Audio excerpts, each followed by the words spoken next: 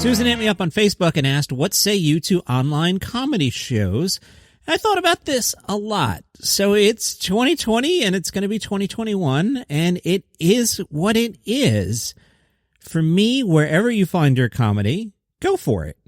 If somebody's doing something cool online, definitely go for it. I'd love to know about it, and I don't mean that in a jerky way. It came out kind of jerky. I was like, I'd love to know if anybody's doing it. I don't mean that at all. If anybody's doing anything cool, send it my way at DCNPod on Twitter or Facebook.com/Daily Comedy News. I would love to know about it and share. I guess for me, the challenge is, if somebody's doing stand-up into the void, into a Zoom camera, it's challenging. Maz Jobrani explained it well in The Hollywood Reporter, and he talked about, doing it into the void. So I teach a college class, and this semester we were online, and I asked the students to keep their microphones open. I'd rather hear ambient noise from the other room or a dog barking than just nothing. When they all have their mics muted, it's like you're just talking into the void. And I'm used to talking to the void from doing the pod, but when you're like looking at people and there's nothing coming back, it's really weird. So Maz said if you unmute like 10 of the viewers, you can hear some laughter, but there have been times where they're unmuted and they don't know the decorum, and they'll be like, oh, that's a good joke, I really like that. And then someone will come on and say, can you just tell them to shut up? So you've got those issues, and it's unnatural. Also, a lot of comedians use the physical space of the stage, so you lose it's like the lion in the cage, just the prancing from one end to the other, the body language, the angst. Think of somebody like Richard Lewis and the angst he uses. I'm doing it here, you can't see me. And the way he'll shake his arm just to show how he's bothered by something. Somebody just owning the stage like they're the king of the jungle. You lose a little bit of that because you have to stay on camera. You lose the interaction. Crowd work becomes harder. So I'm by no means against it. I just think everyone agrees it's not ideal, but it is what it is. And the Hollywood Reporter asked Maz, why not do a straight stand-up set? I know I've talked about this very article in other episodes of the podcast, but it's, about today's topic. And Maz said, with comedy, people want new material all the time. So I realized I can't do stand-up comedy shows if the same people keep coming and my material's not new. So that's hard too, right? Because you're burning material. Now, this is interesting. As I was putting this episode together, I'm actually recording this Saturday, November 21st in the morning. And I saw that Tim Minchin had done an online concert, and there was a review, and I really liked Tim Minchin, and I was going to review it for the pod, but I saw he only has it up there until midnight Greenwich time, so by the time you hear this, it is long gone. So that's interesting. So he's doing a traditional show and then pulling it down. I guess he's not worried about comedy bootleggers. I don't think that's a thing, but yeah, so that's an interesting way to go as well. But to Maz's point, you're going to burn your material. Comedy is not music. If you go see the Rolling Stones and they play Start Me Up, it's cool. If you go see a comedian and you've heard the bit already, it's less cool. So for me, Susan, I would look to, in an online show, what type of comedian is doing the online show? Is it somebody who is more of a natural performer than a writer? There are some comedians that are great writers who are hilarious, but if they have to go off book, what's there? The opposite of that is somebody like Dave Attell, somebody like Jim Brewer. They can feel a room and just go for it. I don't want to knock comedians, but if there's somebody who's got, a one-liner act or a particular stylized version of comedy, does that translate if they just have to sit there and be naturally funny in the moment?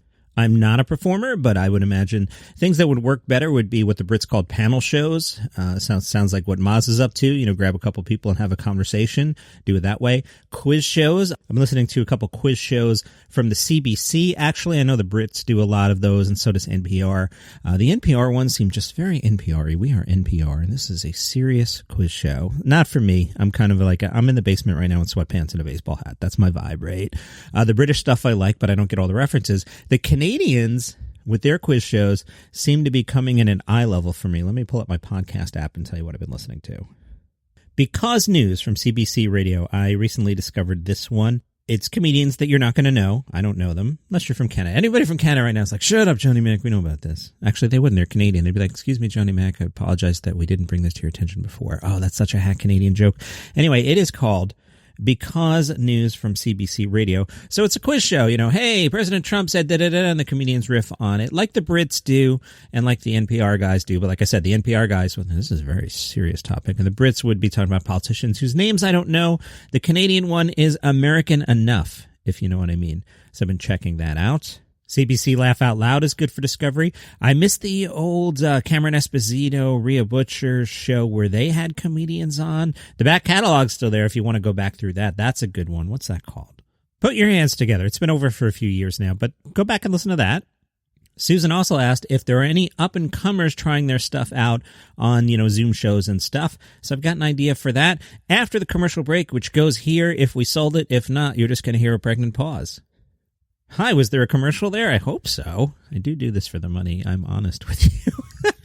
All right, so Susan had asked if there were any Zoom shows for up-and-comers. I'm sure there are. So the problem with up-and-comers, to me, defined an up-and-comer. So I'm going to take this from a different approach. In normal times, if we're ever normal again, and you want to turn yourself onto some new comedians, what I would advise you do is go to a comedy festival. And if you can, a comedy festival in one of the bigger cities that has, professional sports teams. The reason I say that is because you can go to a show and see some really good comics you don't know, but at least there's a bottom level there. If you go to the Chuckle Hut on a Tuesday, you might see some shows that are pretty awful. So at least if you go to the comedy festival, there'll be a certain level of quality. One that I really like in normal times is the Toronto Comedy Festival. I pulled up the press release from 2016. And one of the things they did, JFL 42 was a pass-based interactive comedy festival. Pass holders are given the opportunity to see headliners and all of the 42 festival acts over 10 days, along with the freedom to create your own schedule and experience.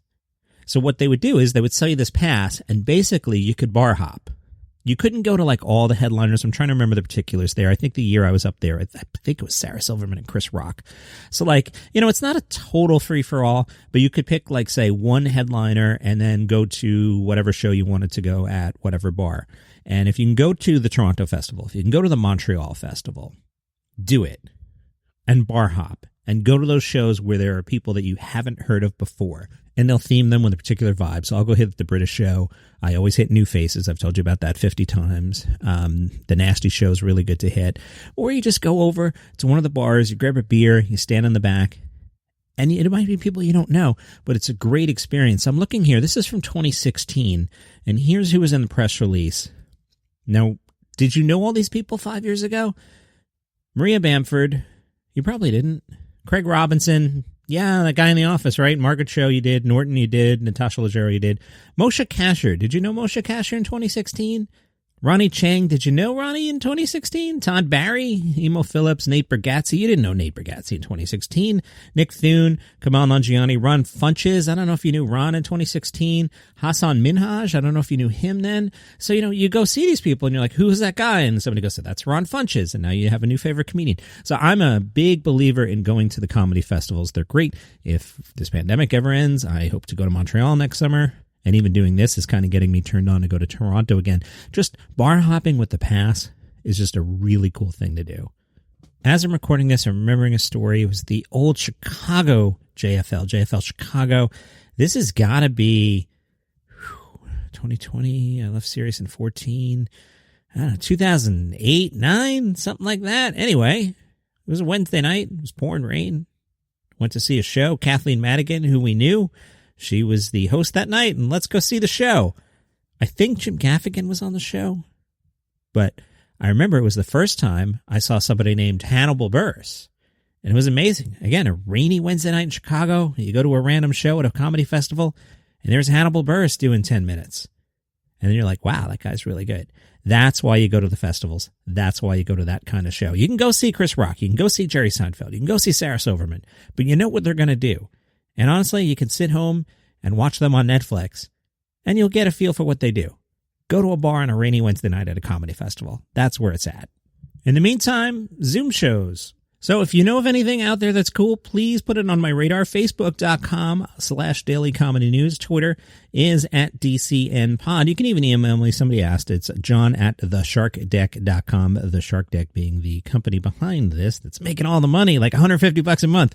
John@thesharkdeck.com. You can email me there as well. Something a little different today. Follow on Spotify. Subscribe on Apple Podcasts, and I'll see you tomorrow.